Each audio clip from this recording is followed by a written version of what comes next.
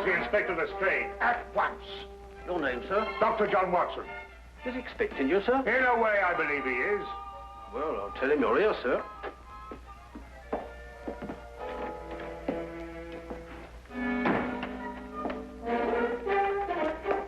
You can go in, sir. Ah, Dr. Watson, I didn't expect to have the pleasure of seeing you again so soon. Will you kindly read that? What is it? Read it. Oh. Yes, sir. Oh. I think it's disgraceful, sir. Absolutely disgraceful. What? Yes, and I'm glad you're here so that I can tell it to you personally. Why, you and I both know that it was Sherlock Holmes who solved the Cunningham case. If it wasn't for his brilliance and his persistency, the facts would never have been brought to light. And I think it's scandalous, sir, that the newspapers should have given me all the credit and said so very little about his magnificent achievement. What do you think, Doctor? I absolutely agree with you. I'm glad you're on my side, Doctor. Why, of course. I'm so glad you take it that way. And what does Holmes think? Oh, he doesn't mind. You know, he doesn't care who gets the credit. Oh, dear old Holmes, such a modest fellow. Yes, well, look, you must give him my kind regards. Yes. And tell him that, although I know he doesn't think anything about it, I intend to get the newspapers to get the facts straight. Well, that's very good of you, Inspector. Oh, what's Holmes doing these days? Well, the last time I saw him, he was playing about with a lot of ink smudges and talking about the prints that fingers make. No. Good old Holmes, always experimenting. Inspector Lestrade, sir. Yes, what is it? There's been a murder reported at the home of Lord Beryl. What, Lord Beryl of the Foreign Office? That's him, sir. I'll be right with you. Excuse me, Doctor. Yes, of course. Lord Beryl. This is going to be a tricky situation to handle, what with the Foreign Office and who knows what else. Yes, indeed. Can I be of any assistance? I don't think so, Doctor. Oh, perhaps as a medical man. Mind you, I don't know what to expect, but I think you would be of invaluable assistance. Say no more. Here's the address, sir. Your carriage is waiting outside. Oh, thank you very much. Perhaps you'd care to acquaint Sherlock Holmes with what has happened. Well, I don't know. I don't know myself what's happened. As you said, the people involved make this case rather delicate. Perhaps a little suggestion now and then might help facilitate matters. One never knows. Yes, you're so right. Take a message to Mr. Sherlock Holmes of 221 Baker Street. 221B. Yes, of course, 221B Baker Street. Tell him what has happened and drive him to Lord Beryl's residence. Yes, sir.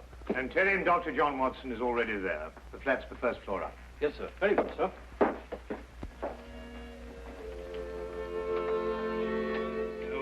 221B Baker Street.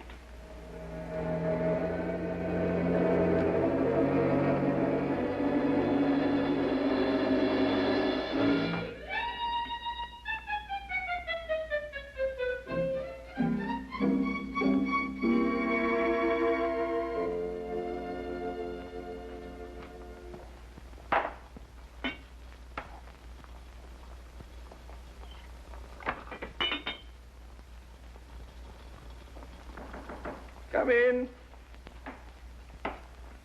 Excuse me, Mr. Holmes. Yes? A message for you, sir. There's been a murder committed at the home of Lord Beryl. Inspector Lestrade and Dr. Watson have already gone there. Thank you. Would you care to have some tea? Some tea, sir? Yes. Is that what you're making? Oh, come along. Come and have a look at this. I'm working on an extract from a special series of pygmy poisons. Oh, very interesting, sir. Tea? Well, yes, I don't mind if I do. You take milk? Yes, sir, please, sir, if I may. Splendid. Sugar? Thank you, sir. Where did I put that sugar? Ah, that's it. It's right here. Help yourself. Thank you, sir. So.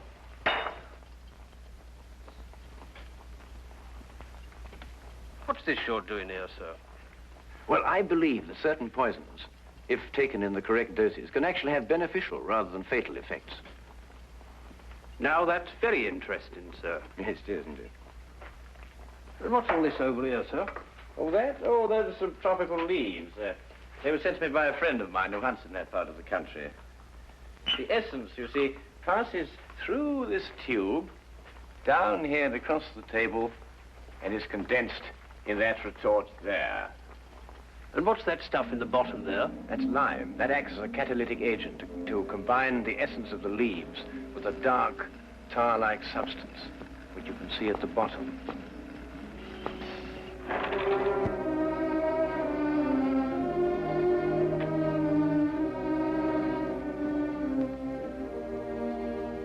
Inspector Lestrade, I demand to see my wife.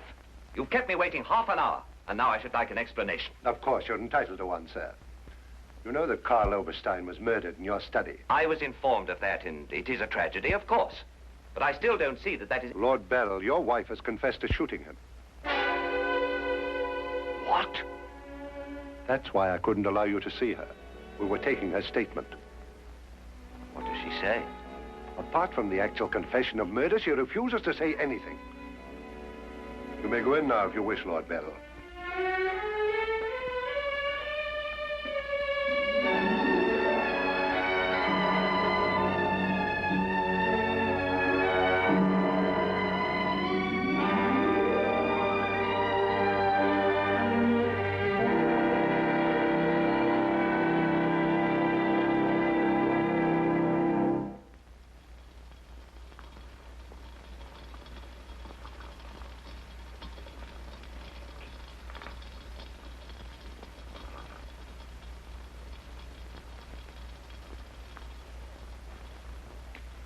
What's that you're putting in now, sir? Well, it's a form of acid dye. Yeah. That's all right. Oh, where have you two been all the afternoon? Didn't the sergeant tell you? Oh, yes, I remember. There was a murder somewhere. Was it interesting? No, Mr. Dewitt. Uh-huh. Well, Lestrade, come and have whiskey and soda. Whiskey and soda, Lestrade. I don't know. I'll be off duty in 5 minutes. Yes, I think that'd be all right. Neat for me. Well, sit down if you can find yourself a place. There you go. yes, well, I think we can leave that to boil for a little while now. Now, gentlemen, what's the problem? Who was murdered? A man named Karl Oberstein. Oberstein. Oberstein. Oh, yes, I remember. An Austrian chap. He was originally, but of course, for a number of years, he's been a freelance agent. Mm-hmm. Buying and selling anything he can get his hands on, eh? But his hands in a bit too much this time. Lady Beryl shot him. Holt Smith, 38. Oh, really? It was a nasty bit there. I examined the body before it was removed. Entire back of the head gone. Instantaneous death, of course. Did you find the bullet? No, the police surgeon will do that. It hadn't come out. Yes, and that shot in the back of the head removes any possible chance Lady Beryl may have had of claiming self-defense. You're off duty now, aren't you, Wilkins? Yes, sir. You may go home. Thank you, sir. It's been a pleasure working for you this afternoon, Mr. Holmes. I'd like to know how it all turns out. I'll let you know. Thank you, sir. Good afternoon, sir. I feel sorry for Lord Beryl. There'll be quite a scandal when this appears in the papers. Yes, it certainly will be. I wonder why Lady Beryl lied to you. What nationality was Lady Beryl originally? Well, she was born in Austria, although she was brought up in America. She's been here in England for the past 5 years, since her marriage, you know. It's a shame a woman like her has to remain in prison. Still, she might decide to tell you...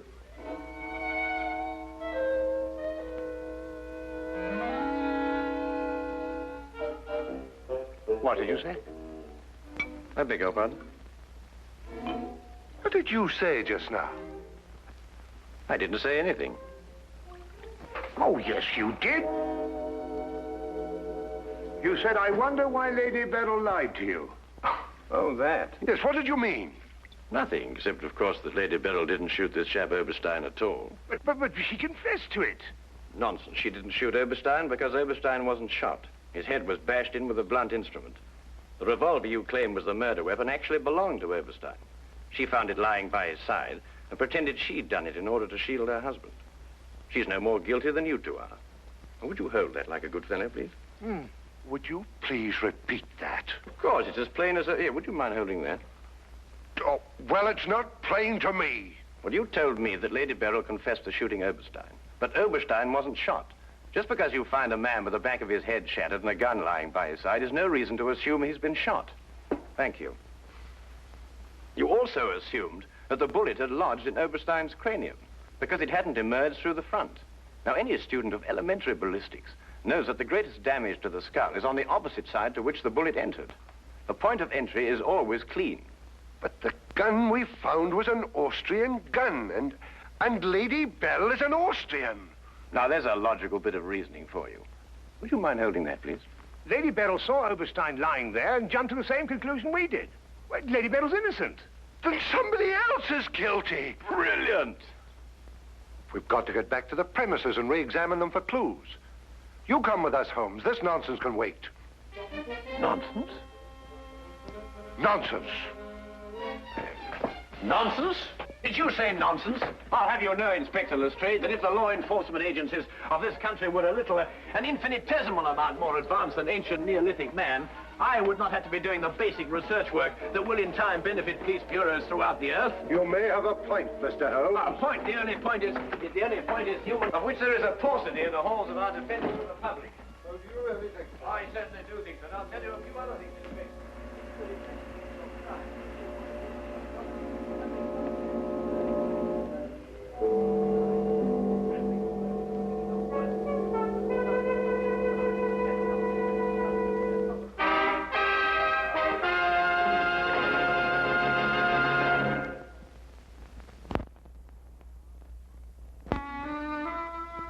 And now we return to the case of Lady Beryl. Yes, is to be dependent 90% on a good memory. Details, Lestrade, those are the things. She's in here. Normally I'd detain her for confessing to a crime she didn't commit, but... Well, what with the Foreign Office and all that, I don't believe I will. No, Lestrade, you don't want to hold her. Much easier to solve the crime if she's out. Exactly. Inspector Lestrade.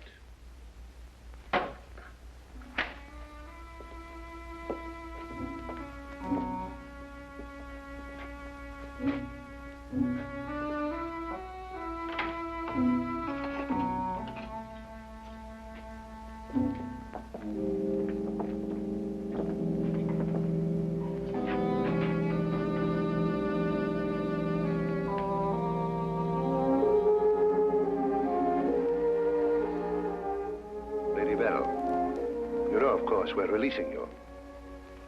So I understand. Do you know why? No. We've been able to prove that you didn't commit this murder you confessed to. I see.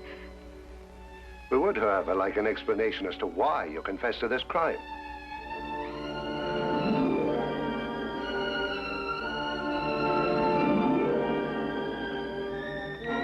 I prefer not to explain my actions, Inspector. You realize, of course, that your actions are in themselves punishable and that we could detain you. I see. You still prefer to make no statement? That is correct.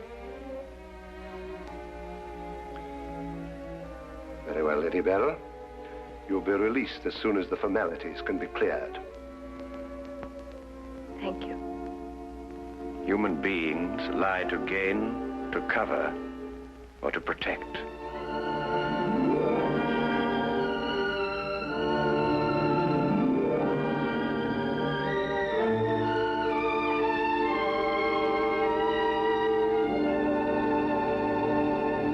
I don't know how to thank you, Mr. Holmes. Please consider me forever in your debt. Not at all. You're in the Foreign Office, aren't you, Lord Beryl? I am. Had you ever met Herr Oberstein before? I had. Exactly when? Last week. For the first time? And the last time. I see. I believe it was his habit to offer large sums of money to men in key positions for the information they may have had in their possession. I believe that was his habit, Mr. Holmes. Thank you. Oh, Lord Beryl, while your wife is on her way here, I wonder if I might look at the premises of the crime. Well, of course, of course. It happened in the study. With your permission. My house is yours, sir. Thank you.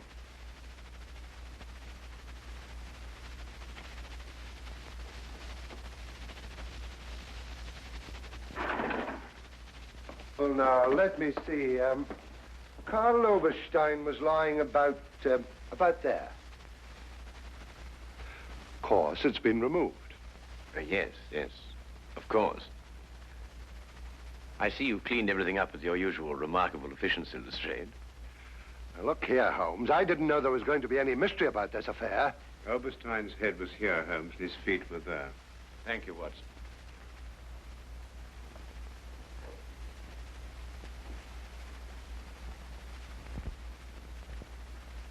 Where was the gun lying? To the left of the body. Nearer the head or the feet? Nearer the head. Was Oberstein face up or down?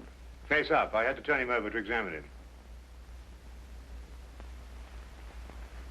Has there been any effort made to gain forceful entry into the house? No, none was reported. What?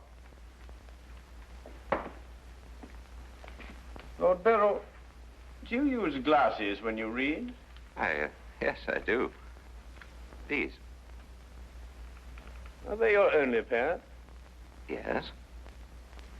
Who first discovered the body? I believe my secretary. Is he here? Yes. I'll call him. Thank you.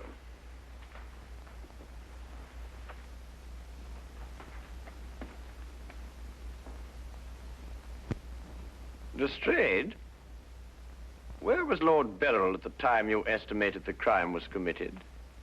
He'd been at a meeting with high government officials all day. Oh, good, good. Why did you ask about the glasses, Holmes?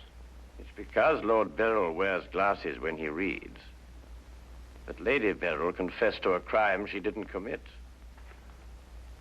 What? This is my secretary, Mr. Ross. You've met Inspector Lestrade and Dr. Watson. This gentleman is Mr. Sherlock Holmes. How do you do? I understand it's through your efforts that Lady Beryl was returning home. Partially through my efforts. I wonder if I could impose upon you, Mr. Ross. Of course, sir. Would you mind taking these sheets of paper and roughly outline the position in which you discovered the body? Outline it in scraps of paper. If you would be so kind. Why, of course. What's the purpose of that? How many men have you on the premises, Lestrade? 2 outside. Why? Good, good. I wonder if you'd mind taking them into the garden behind this window and making a thorough search of the premises for a radius of 30 feet. Looking for what? Anything that doesn't belong in a garden. Are you serious, Holmes? Completely.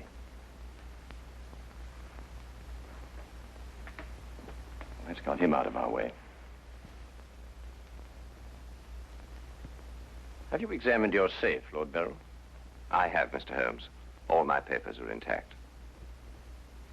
Excellent, excellent. Does Mr. Ross have the combination to your safe? Yes? There's been no question of robbery. Of course not, Ross. One must ask these questions in an investigation. Of course. Good afternoon, Lady Beryl. Nina, my darling. How are you? I'm all right, George. Quite all right. You must rest. This experience must have been horrible for you. It's all right. It didn't last long enough to be too difficult. I don't know how, but Holmes has solved the entire thing. Has he really? Not entirely, Lady Beryl. Not yet. Do you expect to? I can only hope to. Mr. Holmes, if there's anything I can do to help. If it would not be too much of an imposition, Lady Beryl, I would like you to retake the position in which Mr. Ross discovered you when he entered the room. Mr. Holmes, my wife has had a harrowing experience. Please consider her nerves at this point. You're forgetting, Lord Beryl, that your wife confessed to a crime she didn't commit. The circumstances are somewhat exceptional. But if Lady Beryl would rather not... It's quite all right, George.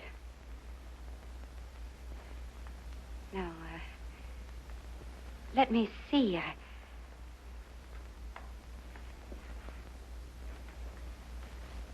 I was standing here. Exactly there? I believe so. Mr. Ross, are you quite certain that that is the position in which Lady Beryl was standing? Well, if you'll pardon my saying so, Lady Beryl, just for the sake of accuracy, you understand, I believe you were standing just a bit further to your left. A little to your left, Lady Beryl. Like that? Yes, I'd say right there. Good.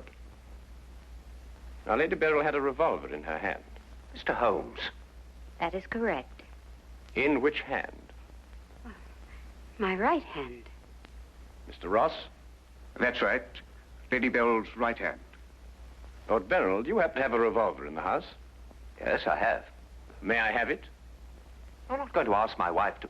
Yes, I am. If your wife has no objection. Of course she has objections. I have no objections, Mr. Holmes.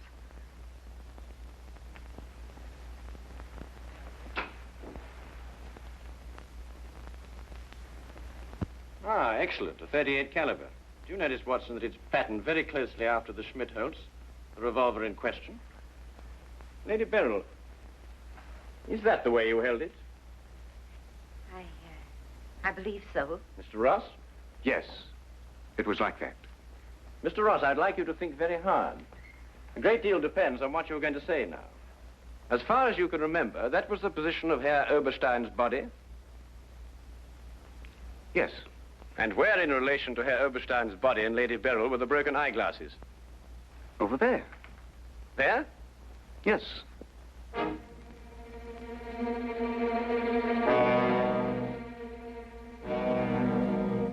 Watson, were there any glasses on the floor when you found the body? Absolutely not. You're positive? Positive. That's right. I didn't know what I was saying. There were no glasses on the floor at all. There weren't any glasses on the floor when you found Lady Beryl bending over the body. But there were when you sent Herr Oberstein crashing to the ground.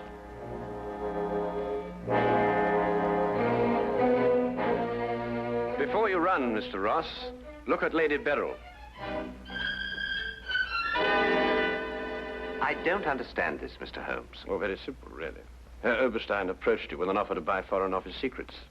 You threw him out. Then Ross contacted him, prepared to sell him the secrets. Well, there's nothing missing from the safe. Of course not. If you sold anything, you'd have been found out. Herr Oberstein came here expecting to buy. You opened the safe, showed him the papers he wanted. He put his glasses on to examine them. And then when he paid you, you smashed his skull in. He fell, breaking his glasses. His revolver dropped from his pocket. Then you replaced the papers, pocketed the money, and left. It's a lie. Why, you filthy... The unfortunate point occurred when Lady Beryl discovered the body. You read the evidence incorrectly. I thought the gun was my husband's. Similar, but not the same. And the glasses. A very common variety of frame. You gathered up the pieces, except a few fragments, and threw the frames away. Yes. Then you lied to protect your husband. Yes. Nina. Brilliant, Holmes. Absolutely brilliant. Thank you, Watson.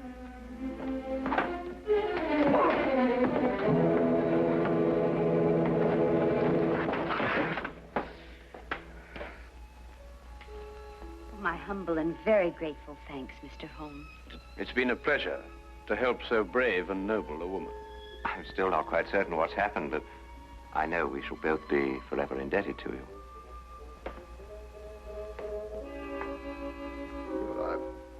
Searched the whole garden, Holmes. Couldn't find anything but this old pair of glasses. They've broken at that. Really? Mr. Holmes has solved the entire case, Inspector. He has? How? By the little things, Lestrade. The little things that one must remember. The little things that make the difference between success and disaster. One must never forget that the difference between... Good heavens. Watson, What is it, Holmes? I left the gas on under the experiment. All Baker Street will be blown up. Holmes, I turned it off.